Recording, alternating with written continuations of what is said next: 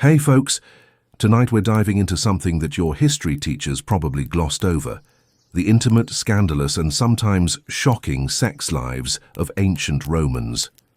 Before we begin this journey through bedrooms and bathhouses of antiquity, take a moment to like this video and subscribe if you enjoy historical deep dives with a bit of spice. And drop a comment letting me know where you're watching from. I'm always fascinated to see who's joining us from around the world. Now dim the lights, get comfortable, and let's travel back to a time when sexuality was viewed through a completely different lens than our modern perspective. Welcome to the bawdy, unapologetic world of ancient Roman sexuality, where your assumptions about prudish ancestors get thrown out the faster than a politician at a brothel raid. Your journey through Roman sexual culture doesn't begin with shame or secrecy. It starts with openness. You're born into a society where phallic amulets hang in doorways for good luck, where erotic frescoes decorate dining room walls, where public bathhouses serve as both social hubs and occasional sexual playgrounds. As a Roman child, you don't receive awkward talks about the birds and bees. You absorb sexuality as part of everyday life. Statues of Priapus with his enormous phallus guard gardens, brothels operate openly on main streets, and sexual jokes pepper dinner conversation. Your first exposure to sexuality isn't through hushed whispers, but through the obvious, everyday presence of eros in all aspects of Roman life. By age 10, you've already seen countless depictions of sexual acts, from crude graffiti scratched into alley walls to elegant paintings in wealthy homes. You've heard your parents make ribald jokes with dinner guests and watched street performers mime sexual positions for laughing crowds. The hard line we draw between adult content and child-appropriate simply doesn't exist. And this is normal. No one shields your eyes from the penis-shaped wind chimes tinkling in the neighbor's courtyard or the erotic mosaics in the public baths. You, however, are still expected to remain chaste until marriage or adulthood. The Romans may have been open about sexuality, but they had their own complex codes about who could do what with whom and when. At age 7, you might witness your first wedding, complete with explicitly sexual songs and jokes meant to ensure fertility and good fortune. There's no ceremony marking your sexual coming of age, just the gradual understanding that sex is both sacred and profane, both spiritual necessity and bodily pleasure. Congratulations! You're now growing up in a culture where sexuality isn't hidden away, but is instead woven into religious practices, art, literature, and daily conversation. Let's get one thing straight. Sex in ancient Rome wasn't about prudishness or shame, and if those concepts ever existed, they died screaming sometime during the early Republic. You, the future Roman citizen, grow up in a world where sexuality is acknowledged openly, if governed by complex social rules. You see phallic imagery everywhere, not as pornography, but as religious symbols, good luck charms, and protective talismans. If you're wealthy, your home might feature explicit mosaics depicting sexual positions or mythological sexual encounters. If you're ordinary, you still encounter brothel signs, bawdy graffiti, and public art with sexual themes. There's no concept of obscenity as we understand it, just appropriate and inappropriate contexts. The only thing Romans are truly prudish about is discussing sex in overly flowery, romantic terms. That would be considered embarrassingly Greek. Roman sexuality is direct, sometimes crude, and often practical. You, growing up with an eye for Roman sexual customs, begin to notice patterns. Everyone knows which bathhouses are for bathing and which welcome sexual encounters. Prostitution isn't hidden but regulated, taxed, and segregated into specific areas. You learn to speak about sex matter-of-factly.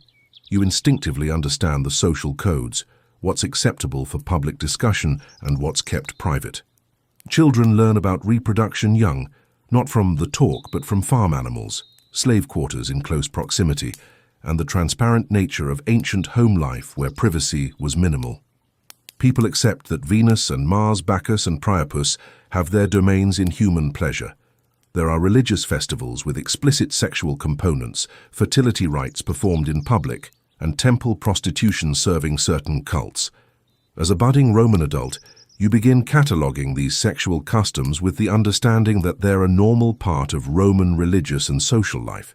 You recognize the difference between acceptable sexuality, that which preserves social order and masculine authority, and unacceptable sexuality, that which undermines male citizens' dignity or the stability of marriage and inheritance. And when someone asks what you think about sexuality, you might say it's like food or exercise, a natural human need to be enjoyed, but also governed by moderation and proper social form.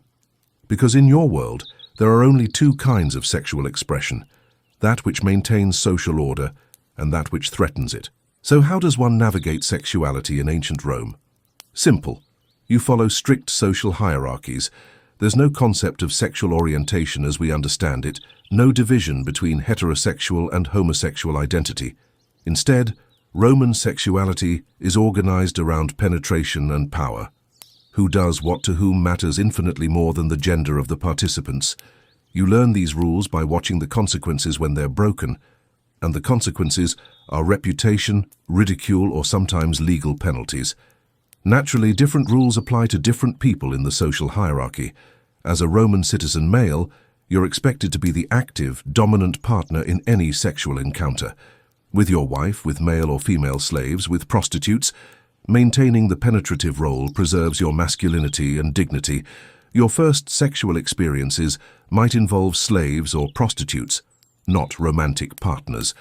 Your parents might even encourage this as practice for marriage, so long as you maintain the proper dominant role. By your late teens, you're navigating a sexual landscape with clear boundaries about active and passive roles. Being penetrated as a male citizen is shameful and potentially ruinous to your reputation, but penetrating a male slave, prostitute, or social inferior, perfectly acceptable.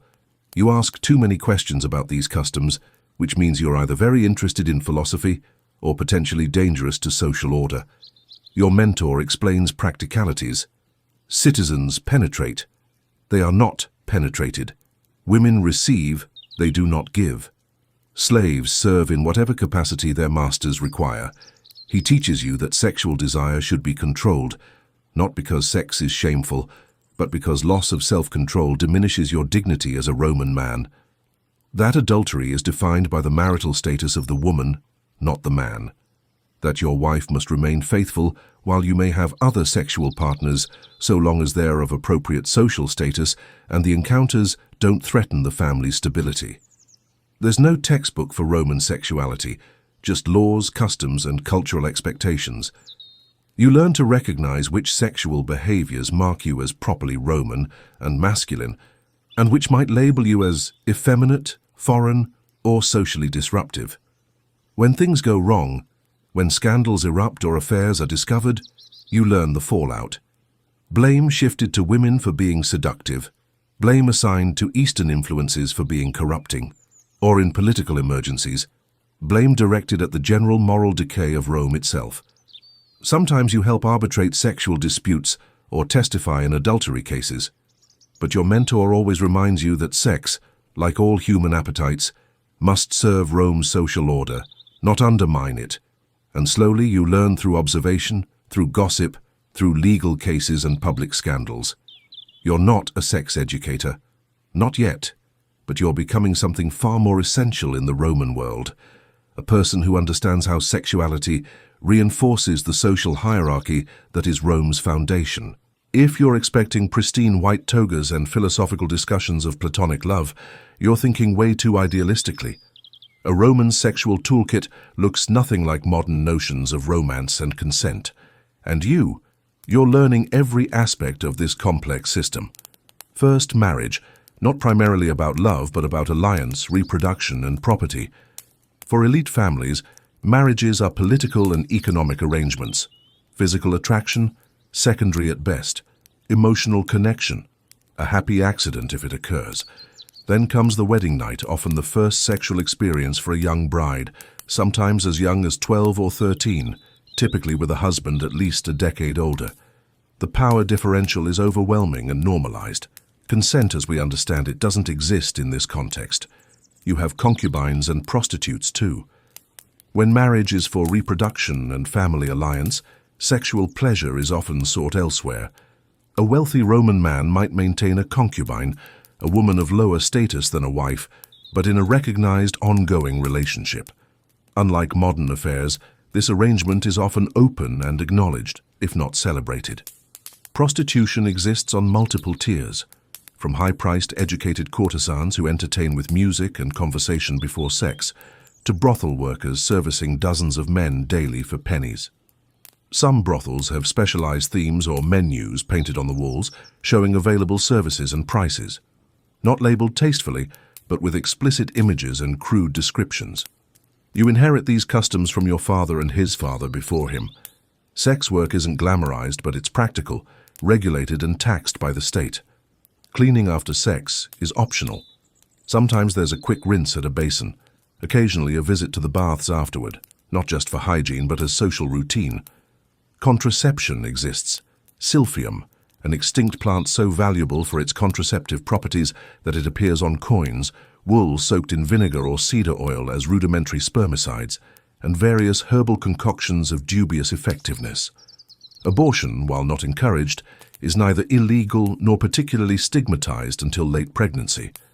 These aren't matters of morality, but practicality. Your job in Roman society is to understand these practices, use them according to your station, and maintain the careful balance between pleasure and duty. These aren't modern relationships based on equality. They're relationships defined by power, status, and social obligation. And in your hands, they'll determine whether your family line continues or ends with a scandal. You've watched married couples struggle with infertility, listened to whispered concerns in the bathhouse about sexual performance, and cleaned up after fertility festivals.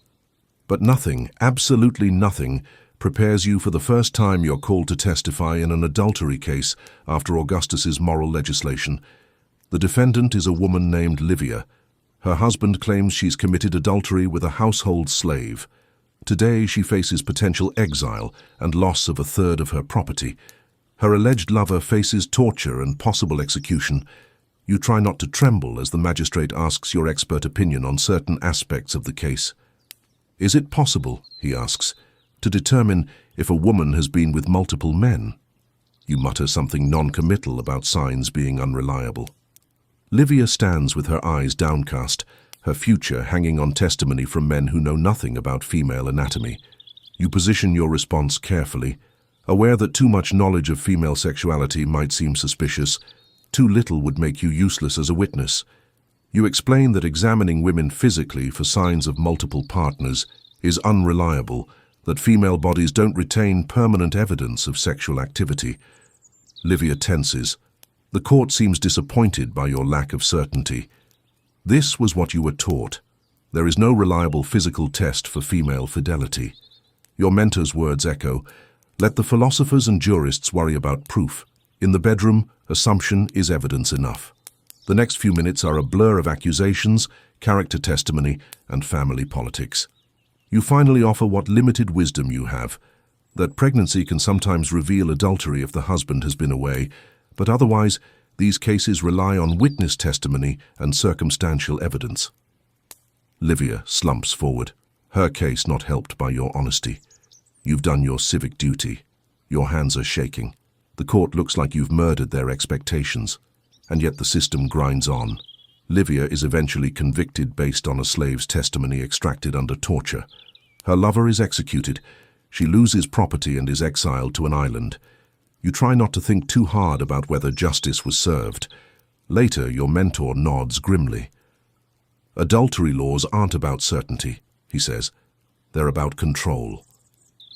You sleep uneasily that night, haunted by Livia's face, your first real glimpse of how Roman sexual morality has teeth, and how those teeth tear some people apart while leaving others untouched. You've watched married couples struggle with infertility, listened to whispered concerns in the bathhouse about sexual performance, and cleaned up after fertility festivals. But nothing, absolutely nothing, prepares you for the first time you're called to testify in an adultery case after Augustus's moral legislation. The defendant is a woman named Livia. Her husband claims she's committed adultery with a household slave. Today, she faces potential exile and loss of a third of her property. Her alleged lover faces torture and possible execution. You try not to tremble as the magistrate asks your expert opinion on certain aspects of the case. Is it possible, he asks, to determine if a woman has been with multiple men? You mutter something non-committal about signs being unreliable. Livia stands with her eyes downcast, her future hanging on testimony from men who know nothing about female anatomy. You position your response carefully, aware that too much knowledge of female sexuality might seem suspicious. Too little would make you useless as a witness. You explain that examining women physically for signs of multiple partners is unreliable, that female bodies don't retain permanent evidence of sexual activity. Livia tenses. The court seems disappointed by your lack of certainty. This was what you were taught. There is no reliable physical test for female fidelity. Your mentor's words echo. Let the philosophers and jurists worry about proof. In the bedroom, assumption is evidence enough. The next few minutes are a blur of accusations, character testimony, and family politics. You finally offer what limited wisdom you have, that pregnancy can sometimes reveal adultery if the husband has been away, but otherwise these cases rely on witness testimony and circumstantial evidence. Livia slumps forward, her case not helped by your honesty. You've done your civic duty. Your hands are shaking. The court looks like you've murdered their expectations, and yet the system grinds on. Livia is eventually convicted based on a slave's testimony extracted under torture. Her lover is executed. She loses property and is exiled to an island. You try not to think too hard about whether justice was served. Later, your mentor nods grimly. Adultery laws aren't about certainty, he says. They're about control. You sleep uneasily that night, haunted by Livia's face, your first real glimpse of how Roman sexual morality has teeth, and how those teeth tear some people apart while leaving others untouched. Once you've witnessed a few adultery trials, you start to notice something that never goes away. Not in the Senate, not in the law courts, not even in literature and art. It's the double standard. At first, it seems perfectly logical within Roman thinking. Wives must be faithful to ensure legitimate heirs. Husbands have more sexual freedom because their extramarital activities don't threaten family bloodlines. Simple, right? But then you notice the asymmetric punishments. A woman caught in adultery loses property, marriage rights, and sometimes freedom. Her male partner receives similar penalties. But a husband's affairs with unmarried women, prostitutes, slaves, or concubines, perfectly legal, barely noteworthy. Every time a woman opens her marriage vows wide, it hits Rome like a moral crisis, and it stays in public discourse, especially under Augustus's moral legislation, which elevates adultery from family matter to state crime. You start to notice other things too. The impossible expectations placed on elite women. They must be sexually available to their husbands, yet modest and restrained. Fertile, but not openly sensual. Pure yet knowledgeable enough to satisfy their husbands. No sexual education, but immediate competence expected. You learn to catch the contradictions before they create casualties. You learn to predict which marriages will collapse under impossible expectations and which women will be scapegoated for systemic problems. You have philosophical discussions about these contradictions now, standard practice among educated Romans. Sometimes the hypocrisy is so advanced it almost becomes art. A politician thunders against sexual immorality by day while visiting notorious brothels by night. What matters isn't the behavior itself, but whether it's conducted with appropriately Roman discretion. You try not to breathe too deeply into these inconsistencies, but it's no use. The double standard is part of Rome now. You leave the forum after an adultery trial and see the convicted woman's husband already dining with his attractive young male cupbearer. He nods politely, then returns to his entertainment. You're used to it because in this life, you don't just carry the law and customs. You carry the weight of a system designed to protect property and patriarchy first, with human happiness a distant afterthought. And there are many more hypocrisies to witness before your time in Rome ends. By now you've stopped seeing sex as simply about pleasure or reproduction. You see it as political, and in Rome everything intimate is eventually political. Every emperor's sexual behavior becomes public property, discussed in forums, immortalized in histories. Sexual scandal isn't just personal, it's a weapon.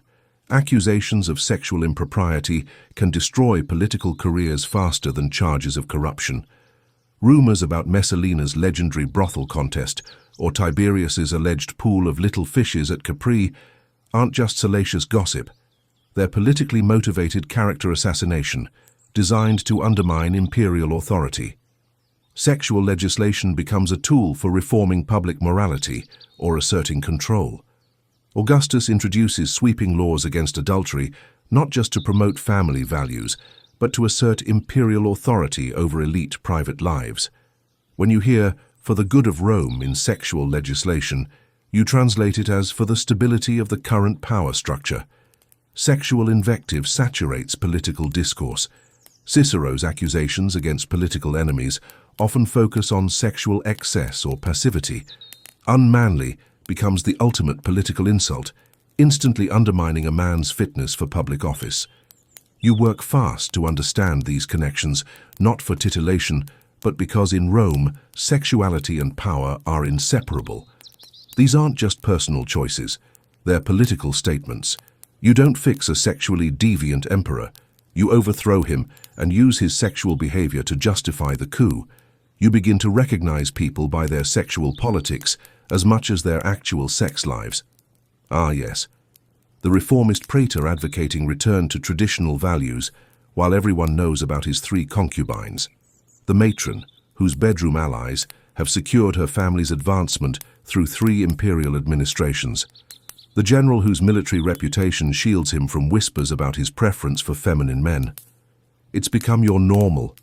You try to stay detached, but every so often someone rises or falls based on sexual allegations, and what you see sends a chill down your spine. Not because it's scandalous, but because you recognize the pattern, that calculated use of sex as political weapon.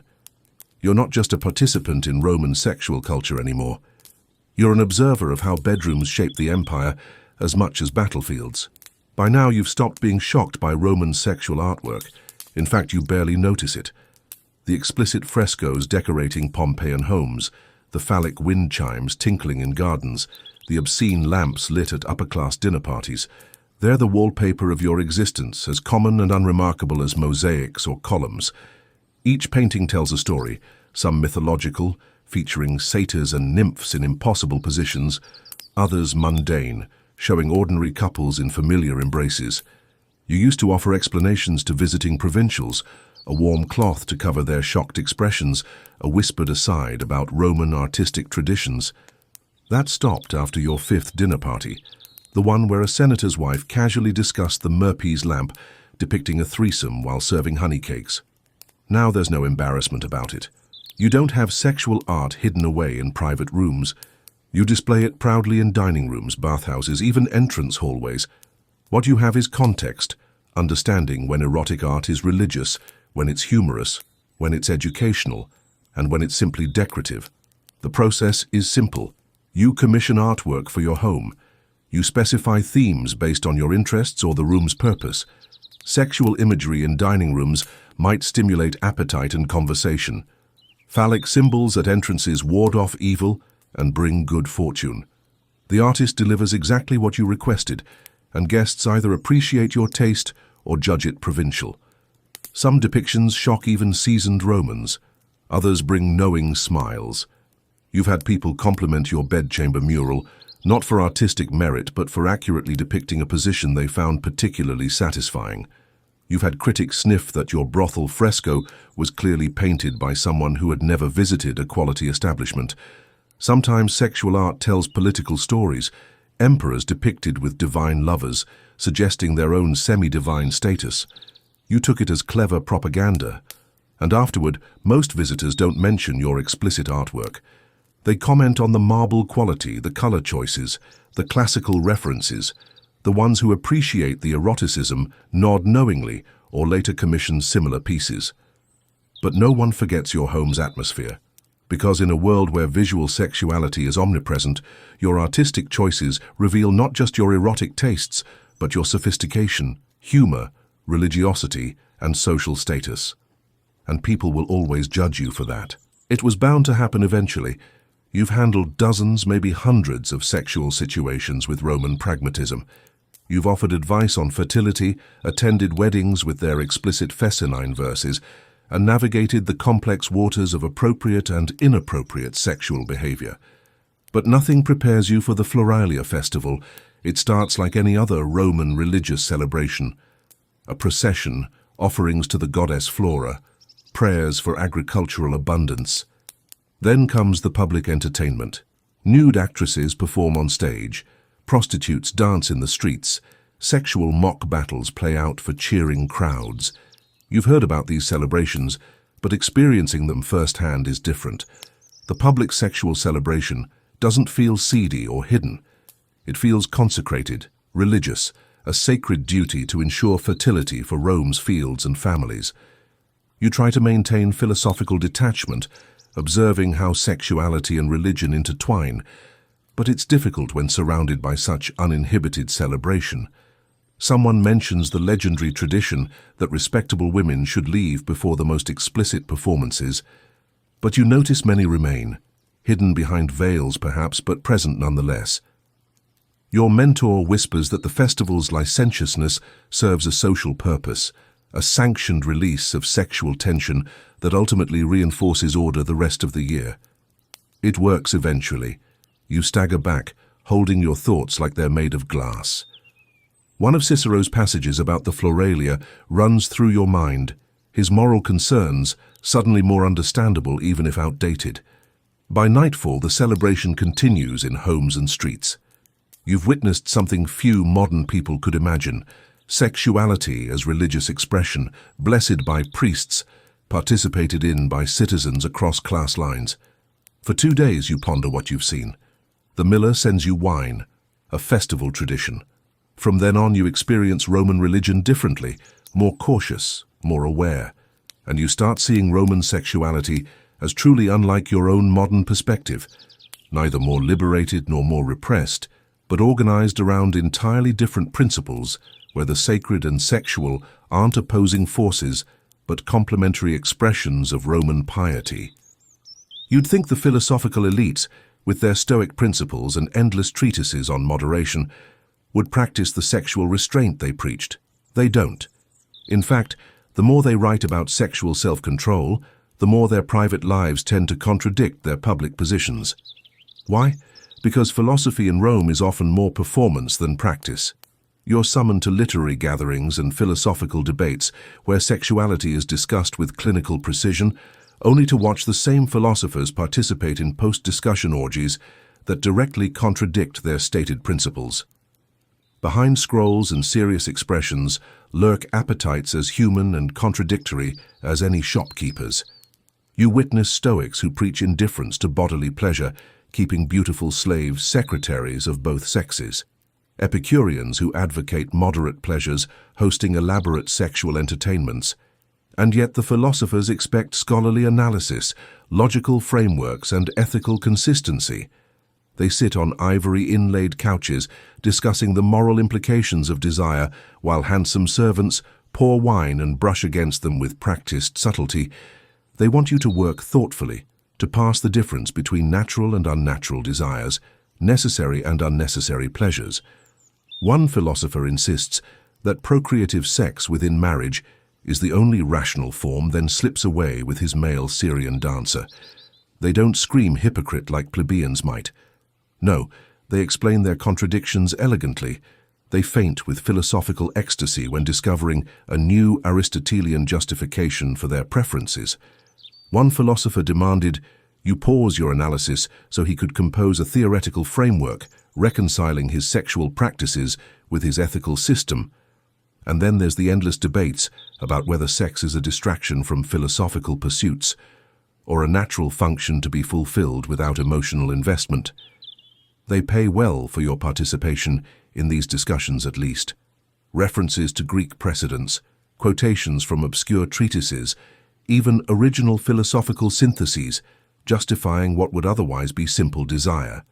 But they also expect intellectual engagement, arguments contested, and premises challenged. You don't mind because every time a Stoic senator opens his mouth expecting perfect logical consistency, and you witness the gap between his theoretical sexual ethics and his practical bedroom arrangements, it reminds you of something important. Philosophy is aspirational. It doesn't describe how Romans actually live, and you're the great observer, stylus in hand, ready to record how Romans think about sex versus how they actually conduct themselves in private. There's always a gap, and that gap is where the most interesting human truths reside. By this point, your understanding of Roman sexuality has reached a sophisticated level, but not in the way you expected. You walk through the streets of Rome and see layers of meaning invisible to others. That respectable matron with downcast eyes, her subtle jewelry references Bacchic mysteries and their sexual initiation rites, the serious young man discussing politics. His private room contains a collection of explicit Egyptian imports that would make a brothel owner blush. Another carved a devotion to Venus Felix at the temple, while maintaining the strictest public stoic demeanor. You're not judging. You're not even particularly interested anymore. You're simply aware, like a mapmaker charting familiar territory. You try to be moderate at first, but moderation about sex in Rome is nearly impossible. The moment they discover you're knowledgeable about sexual customs, the questions begin. Some ask for fertility advice. Others want philosophical justification for desires they already plan to fulfill. The bravest ones reveal their most unusual practices and seek reassurance of normalcy. No one visits a Roman sexual advisor casually. They wait until they're desperate, confused, or seeking advantage. Then they appear at your door, trembling, trying to maintain dignity. You try to be helpful. When you explain traditional Roman sexual virtues versus popular imported practices, they listen intently. When you clarify laws regarding different sexual activities, they nod with relief or disappointment. The process is straightforward. You discuss their question, you provide historical context, you reference philosophical or medical opinions. The person either accepts your perspective or argues for their preference. You don't judge unless they're violating fundamental Roman principles about who may do what to whom. A group of young men once consulted you about an upcoming wedding celebration. You explained appropriate versus excessive bachelor festivities. They followed some advice, ignored the rest. You laugh because you have to, but it serves a purpose. You never wanted to be considered a sexual authority. You wanted to understand Roman culture. Still, knowledge has its uses. People consult you discreetly. They listen. No one questions your expertise when it comes to navigating Rome's complex sexual landscape. And when someone is accused of sexual impropriety, you're among the first they seek for context and defense. Not because they trust you, but because you understand the unwritten rules governing Roman sexuality better than most. So you continue your observations, open your home to questions, and step into this unofficial role once more. You're not loved, you're not even particularly respected, but you're consulted. And in Rome's status-conscious society, that's a peculiar kind of power. When Christianity begins spreading through the empire, sexual attitudes start shifting glacially, almost imperceptibly at first. The early Christian sexual ethic doesn't arrive with thunderbolts and immediate transformation. It seeps in slowly, challenging assumptions, questioning practices that Romans have taken for granted for centuries. Still, people come to you for perspective. They always do. Not because you're Christian or pagan, but because you've spent a lifetime observing Roman sexuality in practice rather than theory. Your work shifts from explaining traditional Roman sexual customs to comparing them with emerging Christian alternatives, equal chastity expectations for men and women, elevation of celibacy as spiritually superior, rejection of the active-passive paradigm in favor of procreative purpose. You heat debates about whether marital relations should be suspended during religious observances, whether sexual pleasure itself is suspect, whether second marriages are spiritually inferior. You don't judge anymore. You haven't in years. Sometimes they accept your historical context, sometimes they reject it as pagan corruption. You start keeping track in mental notes. How many Roman sexual customs survive with Christian reinterpretation? How many are condemned outright? How many continue in practice while being officially discouraged? Payment is odd now. Christians don't always offer money for advice they consider spiritual. They offer prayers, blessings, or inclusion in community meals. The pagans still pay in coins or favors. The terminology changes. New concepts emerge. Fornication becomes a category covering previously distinguished activities. Chastity applies to men as much as women. Purity extends beyond ritual cleanliness to internal thoughts and desires. Still, you're useful. The sexual questions don't disappear with baptism. The empire is changing, but people still need guidance navigating intimate relationships, and religious leaders on both sides whisper about you. The one who understands how Roman sexuality actually functions. The one who can explain the context behind our current debates. The one who might help us understand the transition we're experiencing. You don't correct them because in a time when sexual ethics are being fundamentally rewritten, being slightly more knowledgeable makes you valuable to all sides. So you keep observing, explaining, providing context. You don't sleep much. You don't condemn or praise either tradition. But you're alive and working. In the age of religious transformation, you're no longer just the person with sexual knowledge. You're the bridge between Rome's sexual past and its emerging future. It begins with a nagging thought. Nothing serious. A question after studying Roman sexuality for decades, easily ignored, but you know better. You've seen this story 100 times in 100 imperial transitions. It always starts as nothing. Then it becomes everything. At first, you pretend it's academic curiosity. You write notes. You compare sourcebooks. You trace the evolution of Roman sexual attitudes from Republic through Empire. But inside, you know the question won't leave you. How will history judge Rome's sexual culture? You try to work through it. After all, there are perspectives more provocative than yours. Christian writers condemning everything Roman as pagan corruption. Traditional Romans dismissing Christian sexual ethics as unnatural restriction. You've survived debates fiercer than your own internal dialogue. Surely you can resolve this one question. But the questions grow. They crawl through your research, into your conversations, behind your public lectures.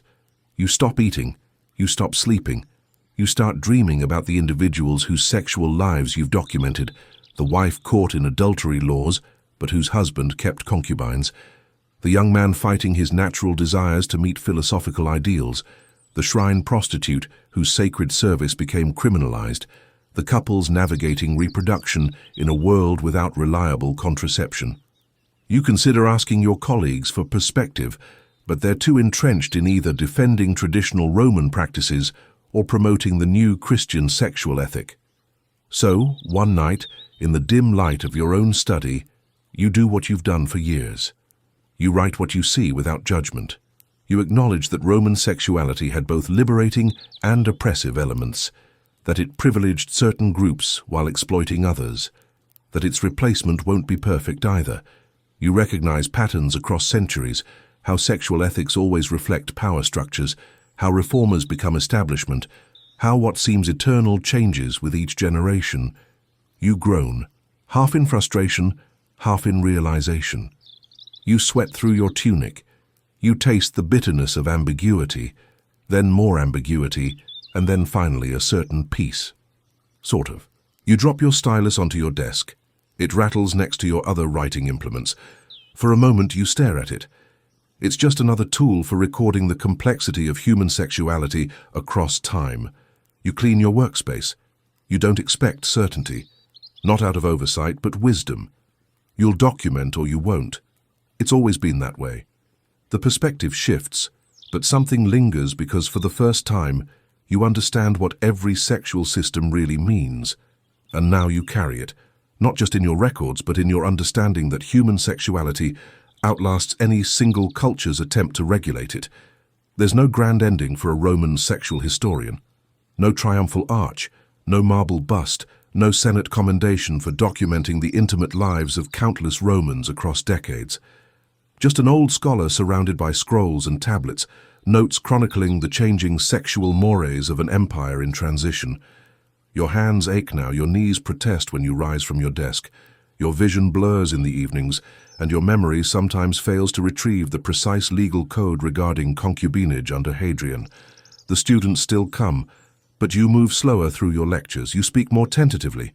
You grip your stylus with fingers that no longer write without trembling. One day, you reach for a scroll and feel it. A subtle change, a shift in cultural momentum. Another sexual ethic rising as the old one fades. Christianity gaining not just followers, but institutional power. You don't judge it. You've lost count of the sexual systems you've documented. You no longer debate in public forums. You drink your wine now, write when inspired. Your mind wanders the vast territory of Roman sexuality like a retired general recalling campaigns, the religious fertility rites, the imperial sex scandals, the philosophical debates about desire, the legal cases turning on adultery or inheritance. You wonder sometimes if future scholars will remember your work when you're gone. The nuanced observer who wore neither judgment nor celebration in their records, the one who documented more Roman bedrooms than most generals, conquered territories. But truthfully, they may never read your scrolls. You're not a Christian theologian. You're not a pagan defender. You're just the person who helped others understand the complexities of sexuality across Roman history. Your burial will be modest. Your name might survive in citations, maybe not. But the work you did lives on. In every honest assessment of how Romans actually conducted their intimate lives, rather than how their laws or philosophies said they should. In every recognition that sexual ethics are never simple, but always embedded in power, religion, economics, and identity. And in the collection of documents beneath your desk, a quiet monument to a life of observation, analysis, and the most difficult human achievement, seeing sexuality without imposing judgment. When you die, there will be no dramatic cultural shift, just the continuing slow transformation already underway. Eventually, someone else will document sexual practices, someone more aligned with the new Christian perspective, less interested in Roman precedents, more certain of moral absolutes. The new chroniclers will write about sexuality with different assumptions, different moral frameworks. They'll divide acts into categories of sinful and pure rather than Roman and foreign. They'll focus on intention rather than social consequence, and they'll judge where you simply observed. But your work will remain, buried perhaps in some archive, waiting for future generations who might seek to understand Rome's sexual culture on its own terms, rather than through the lens of those who replaced it. You imagine, in your final days, a scholar centuries hence uncovering your scrolls. Will they marvel at your detachment, criticize your lack of moral condemnation, or perhaps recognize the value of recording without agenda? You'll never know. But you take comfort in having documented the truth as you saw it, complex, contradictory, and fundamentally human. The last entry in your final scroll reads simply, "All systems pass, only desire remains." As your vision fades, you recall your first real lesson about Roman sexuality, watching newlyweds process through the streets amid crude jokes and well-wishes. The memory makes you smile. You'd been so shocked then by the openness, the lack of shame. Now you understand it was never about license, but about acknowledging what all cultures must eventually confront. That sexuality is woven into the very fabric of human society, whether celebrated or suppressed. Your last breath comes as easily as that realization did.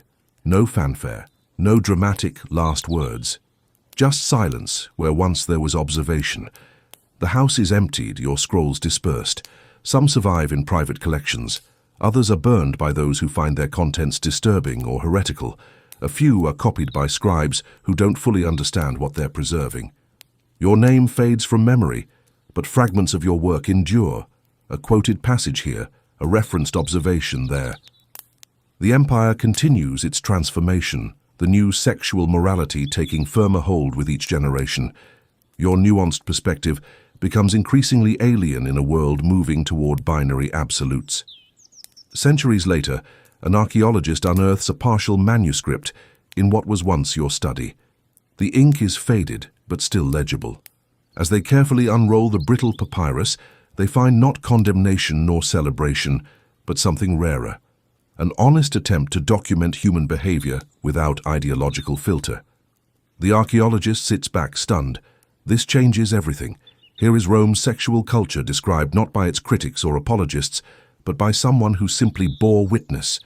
Your legacy, it turns out, was never in shaping the sexual norms of your time, but in preserving them for a future that might finally be ready to understand. The world will move on. But for now, you're still here, and there's still work to be done. You find yourself contemplating your legacy more often these days. What will remain of the sexual culture you've documented so meticulously? Christianity's rise means some practices will disappear entirely, others will continue in secret, and many will be transformed into something their originators wouldn't recognize. The phallic amulets worn for protection will fade from doorways. The explicit frescoes will be plastered over or destroyed. The open discussions of sexual positions at dinner parties will give way to more restrained conversation. Yet behind closed doors, many Romans, even Christian ones, will continue seeking pleasure, avoiding pregnancy, managing desire. The new language of sin and temptation replaces terms like natura and voluptas, but bodies remain stubbornly the same. You've seen enough cultural transitions to know that sexual practices change more slowly than sexual rhetoric. The couple praying together before bed may still engage in acts that would be familiar to their pagan grandparents, just with different justifications, and perhaps more guilt.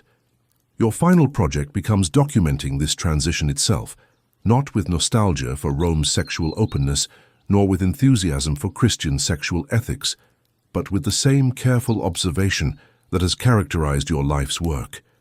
You interview elderly Romans about sexual customs from their youth that younger generations wouldn't recognize. You speak with Christian converts about how their sexual lives changed after baptism. You compile lists of sexual vocabulary, shifting from Roman to Christian usage, noting which concepts have no equivalent in the emerging paradigm. One evening, a former student visits, now grey at the temples and established in his own right. "Teacher," he says, placing a hand on your frail shoulder, "they're burning books again. Sexual manuals primarily. Anything deemed too explicit for Christian eyes." You nod, unsurprised. It's happened before. It will happen again. Your work will survive or won't, you interrupt. Knowledge has its own way of persisting, often underground, sometimes emerging centuries later when society is ready again. Your student seems unsatisfied with this philosophical detachment, but all your research, your observations, has been copied multiple times, you assure him. Some versions edited for Christian audiences, others preserved in their original form, some sent east where they'll face different pressures. Knowledge, like desire itself, finds ways to continue. After he leaves, you sit in your garden watching night fall over Rome. You think of all the sexual stories you've documented, tales of power and vulnerability, pleasure and pain, conformity and rebellion. You've never been sentimental about Roman sexuality. You've recorded its cruelties as diligently as its joys. The sexual access that male citizens claimed over slaves and social inferiors, the young brides given to much older husbands, the sexual double standards that crushed women caught in adultery while permitting men broad sexual license. Perhaps, you muse, the Christian sexual revolution isn't entirely negative. Equal chastity expectations for men and women, the radical idea that slaves should not be sexually available to masters, the concept that sexual self-control applies to the powerful, not just the vulnerable. These changes may create new problems, new hypocrisies, new suppressed desires, but they address real injustices in the Roman sexual order. You laugh softly to yourself, finally acknowledging something you've long suspected. Sexual systems always reflect their society's deepest values and power structures. Roman sexuality prioritized hierarchy, citizenship, and masculine authority. Christian sexuality prioritizes restraint, equality before God, and procreative purpose. Neither is natural or unnatural. Both are human constructs serving the societies that created them. Your final scroll is more personal than previous work, not judgmental, but reflective. You've lived long enough to see sexual ideas deemed eternal, revealed as temporary. You've watched sexual practices emerge, flourish, and disappear. If there's wisdom in your work, It's not in the cataloguing of positions or aphrodisiacs or legal codes, but in the recognition that human sexuality is simultaneously biological and cultural, universal and specific, personal and political. The scroll contains your most honest assessment. All sexual systems contain contradictions. All privilege certain expressions while restricting others. All reflect power more than nature. Perhaps the greatest wisdom is neither complete liberation nor rigid control, but the humble recognition that desire will always exist in tension with social order, that no single approach will resolve humanity's complex relationship with sexuality. You seal this final document not with your name, but with a simple mark. Centuries later, when it's discovered in a forgotten archive, scholars will debate its authorship and significance.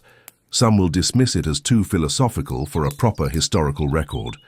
Others will recognize in it the rare voice of someone who truly understood Roman sexuality not as a modern fantasy or cautionary tale, but as a complex human reality, neither to be romanticized nor condemned. And perhaps that's legacy enough for one obscure Roman observer of human intimacy. By the late 4th and early 5th centuries, Christianity's growing dominance means public sexual expression becomes increasingly restricted. Brothels face greater regulation or closure. Sexual artwork is defaced or hidden. Public discussions of sexuality become more circumspect. But you know better than most that cultural transitions are never absolute. You've documented the persistence of Roman sexual practices within nominally Christian households. The euphemisms and coded language Christians develop to discuss desires they officially reject. The transformation of pagan sexual festivals into Christian holidays, stripped of explicit content, but retaining fertility symbolism. The last brothel you visit before your legs become too weak for regular walking is a shadow of the establishments you documented in your youth. Where once explicit signs advertised services, now discreet symbols guide the knowledgeable. Where prostitutes once solicited openly from doorways, now intermediaries arrange meetings through careful negotiation. The madam recognizes you, not as a client, but as the chronicler of changing times. Business continues, she tells you in the back room, serving watered wine in chipped cups. Different clientele now. More Christians feeling guilty afterward. More requests for discretion. But men's desires haven't changed just because the empire has. You note the adaptations she's made, religious imagery in the front rooms, explicit artwork only in private chambers, coded language for services that were once openly advertised. The brothel has survived by understanding that sexual commerce, like sexuality itself, adapts to new moral frameworks rather than disappearing. They think we'll vanish, she says, refilling your cup. But we've survived wars, plagues, and emperors. We'll survive saints too. You don't tell her that her confidence may be misplaced, that the Christian empire will eventually develop more effective enforcement mechanisms than its predecessors. Instead, you ask pragmatic questions about her business adaptations, documenting yet another case study in sexual continuity amid cultural change. Walking home through streets now decorated with Christian symbols, where phallic amulets once hung, you make mental notes for a comparative study you'll never complete. The early Christians' attempt to regulate thought and desire, not just behavior, represents something new in Roman experience, a sexual ethic concerned with internal purity rather than just social hierarchy and order. Still, you've interviewed enough converts to know that many struggle with the new sexual restrictions. They confess to priests, do penance, then return to behaviors deeply ingrained through cultural conditioning or biological urge. The same patterns you documented in philosophical Romans, struggling to live up to Stoic sexual ideals, now repeat in Christians trying to embody supernatural chastity. Back in your study, you update what will be your final chart, a visual mapping of sexual attitudes across Roman history, showing how behaviors considered acceptable gradually shifted into forbidden territory, and how forbidden practices sometimes gained acceptance. The Christian column shows the most dramatic restrictions, but you note with scholarly detachment the areas where practice likely diverges from precept. Your hand trembles slightly as you make the final marks, not from judgment, but from the weight of witnessing the end of one sexual epoch and the beginning of another. Future generations will know Roman sexuality primarily through Christian descriptions of what was forbidden rather than from direct observation of what was practiced.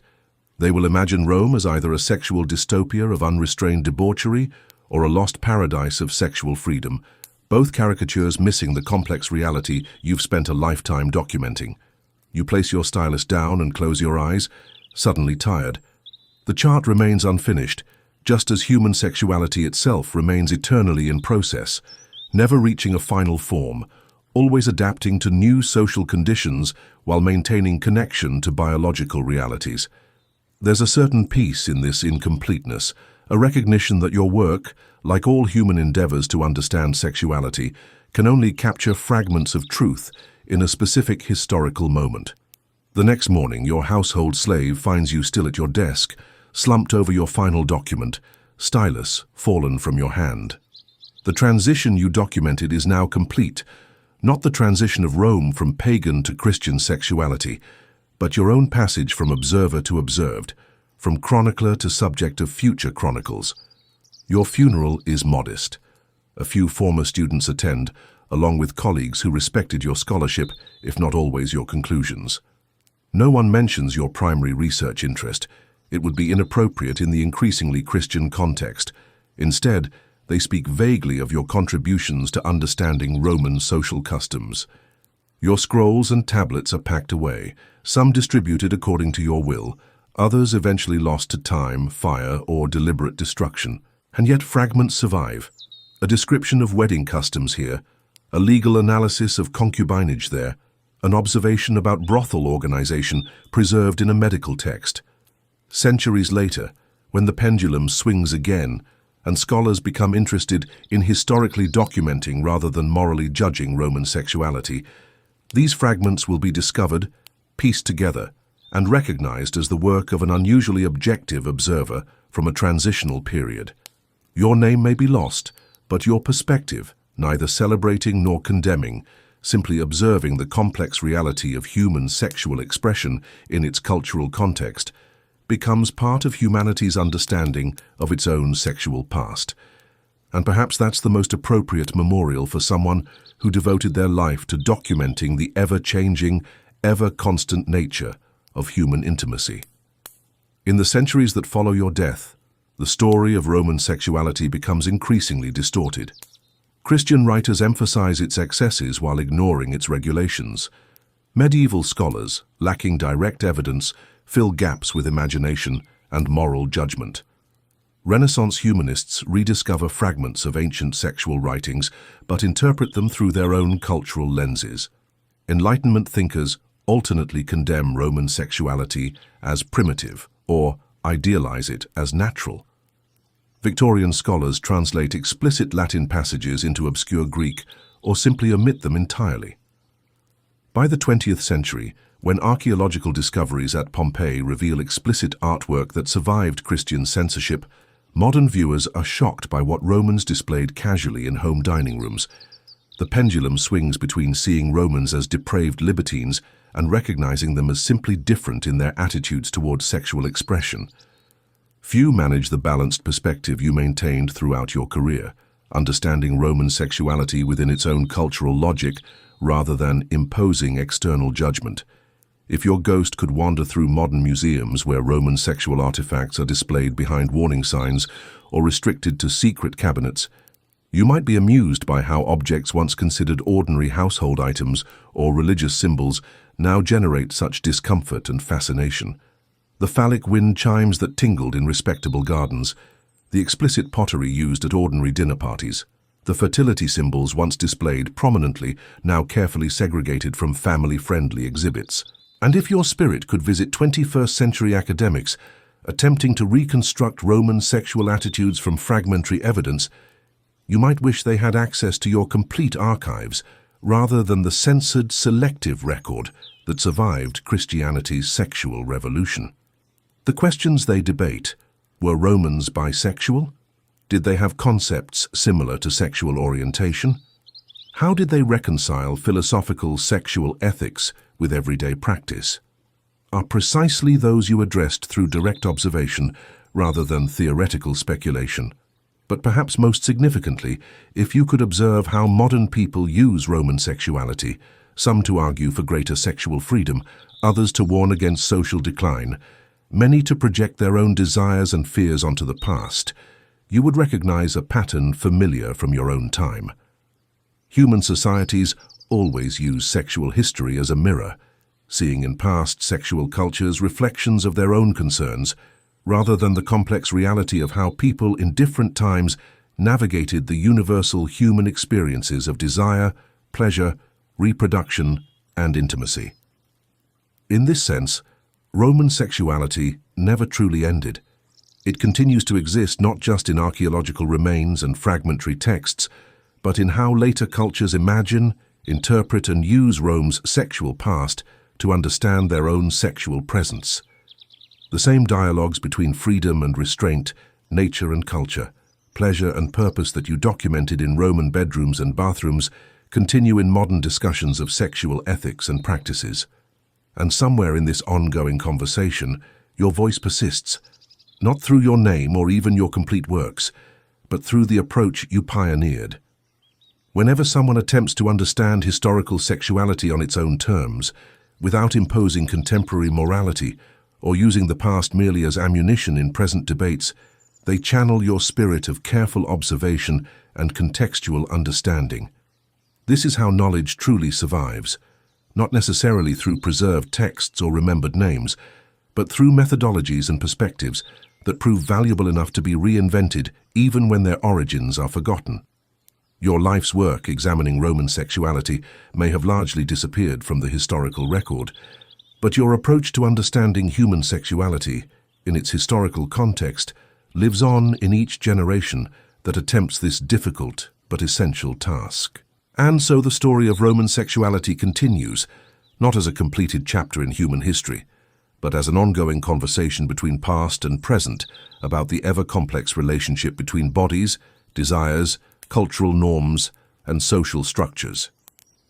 What you documented was not just how Romans had sex, but how a society organized sexual experience, a process that continues in every human culture, including those that would later judge Rome without fully understanding it. If there is wisdom in this ongoing story, it lies not in determining which sexual system is superior, but in recognizing that all such systems reflect their society's fundamental values, power structures, and contradictions. Roman sexuality prioritized hierarchy, citizenship status, and masculine authority. Later, Christian sexuality emphasized procreative purpose, equal chastity, and spiritual meaning.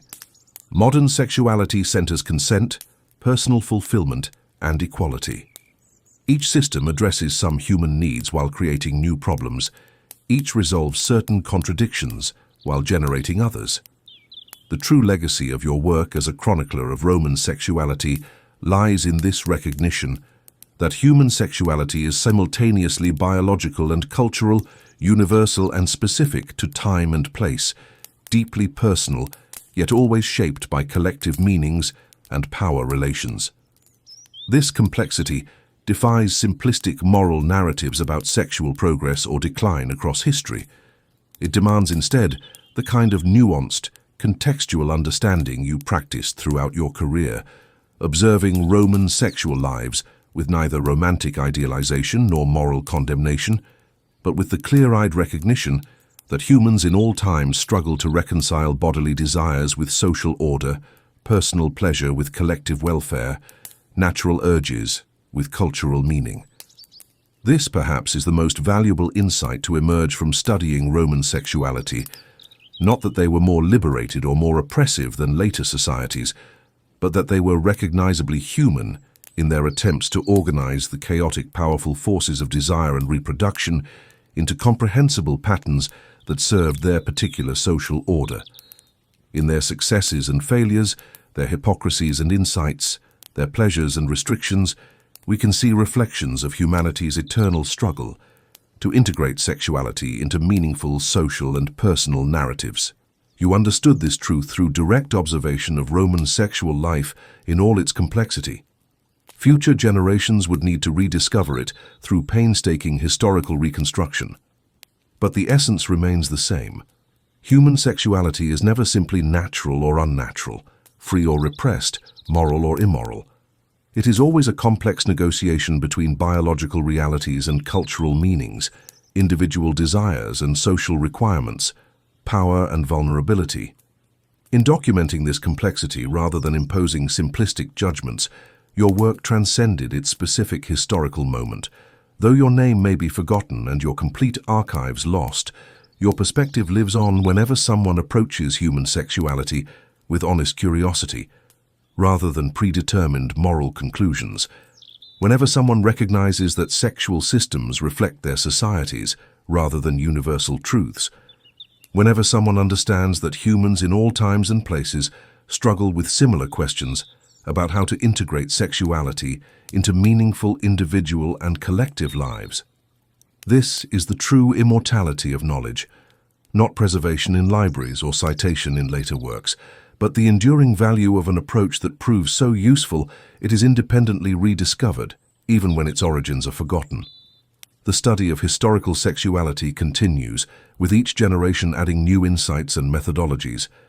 But the fundamental approach you pioneered, seeing sexual practices in their cultural context rather than judging them by external standards, remains essential to understanding not just how Romans navigated sexuality, but how all human societies attempt to organize and give meaning to this fundamental aspect of human experience. And so, as we conclude this journey through Roman bedrooms and bathhouses, wedding chambers and brothels, philosophical debates and legal statutes, the most valuable lesson is not about specific sexual practices that differ from our own, but about the universal human challenge of integrating sexuality into meaningful social and personal narratives. Romans approached this challenge differently than we do, with different assumptions, values, and social structures. But in their effort to make sense of desire, to balance pleasure with purpose, to organize sexual expression in ways that supported rather than undermined their society, they were engaged in the same fundamental project that continues in every human culture. Understanding this shared project across historical differences allows us to see Romans neither as sexual libertines to be emulated, nor as moral cautionary tales, but as fellow humans negotiating the complex territory between biological urges and cultural meanings, individual desires and social requirements. This perspective doesn't require romanticizing Roman sexual openness or condemning their hierarchical assumptions. It simply recognizes the common humanity behind different cultural expressions of sexuality. As your hypothetical chronicler of Roman sexuality might conclude, the specific forms change, but the fundamental questions remain. How do we balance sexual freedom with social stability? How do we respect individual desire while protecting the vulnerable?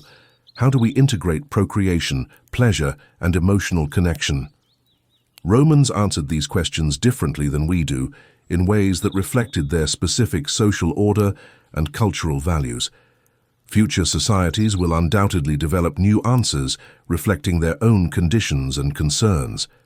But perhaps what remains most constant across these changing sexual systems is the human capacity for both connection and exploitation through sexuality, for both transcendent pleasure and devastating harm, for both rigid conformity and creative rebellion against sexual norms.